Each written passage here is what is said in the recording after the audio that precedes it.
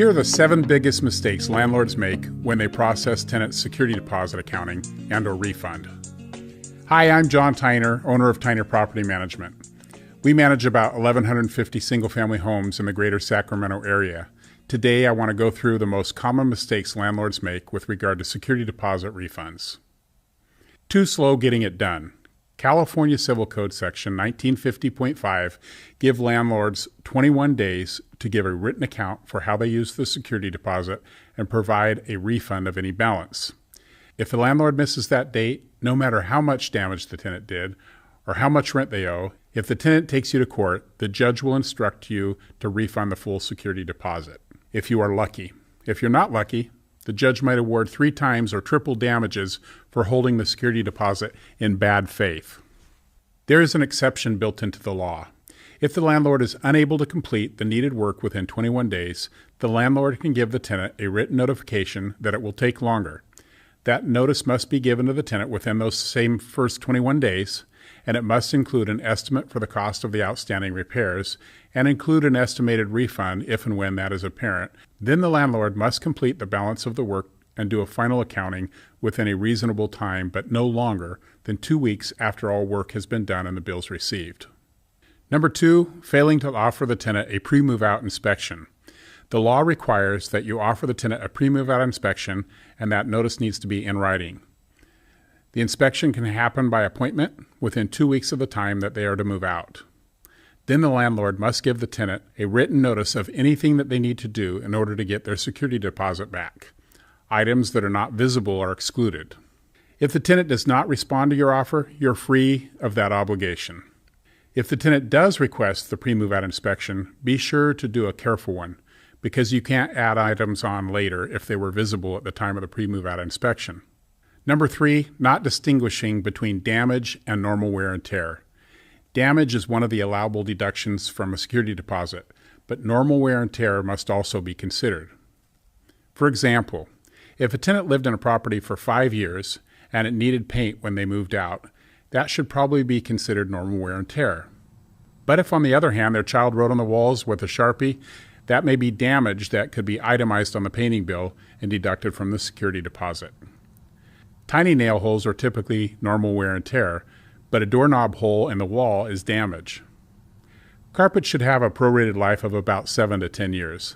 That should be considered when making any deduction for damage to carpet or carpet replacement. Dog-chewed door casings are damage, because that casing would have lasted for many years if it weren't damaged. Number 4, non-refundable deposits of any kind. A non-refundable security deposit is an oxymoron. California law does not allow for any kind of a non-refundable deposit. The Civil Code actually says no lease or rental agreement may contain a provision characterizing any security deposit as non-refundable. Number 5, don't forget to check the utility bills. If the tenant, for example, is responsible for the water bill, make sure it's paid before you send them the refund. Now keep in mind that security deposits can only be used for 3 things: unpaid rent, cleaning, and damage. Your lease should have a clause describing utility obligations as part of the rent due in order to ensure that you can charge for unpaid utility bills. Number 6, charging for items that you did not actually repair. For example, if a tenant scratches the beautiful hardwood floors moving the refrigerator out, the owner cannot arbitrarily choose an amount that they think is fair but leave the damage where it is. If you don't pay for the repair, you can't charge the tenant for the damage. Number 7 is not following the hire requirements for landlords who do their own work. If they do the work themselves or they use their employee, then their receipt must also include an itemized list with an hourly labor charge and receipts for all materials. Tyner Property Management has an excellent record when it comes to security deposit refunds. We are aggressive and we're successful. We've been challenged in court by tenants who thought we deducted too much from their tenant security deposit at least 75 times over the last 35 years or more. And we've been successful in most of those cases. We manage that whole process for you. So we make deductions that are enforceable, and if we have to go to court on a property that we manage, we do that for you and take care of all of it. It's headache-free for the landlord. We have many more videos to share with you, so we look forward to seeing you next time. Be sure to like and subscribe so that you don't miss anything. John Tyner and or Tyner Property Management do not provide tax or legal advice. John is neither an attorney nor a tax professional. This material is prepared for informational purposes only and is not intended to provide and should not be relied on for tax or legal advice. You should consult an attorney and or tax professional for your specific needs and situation.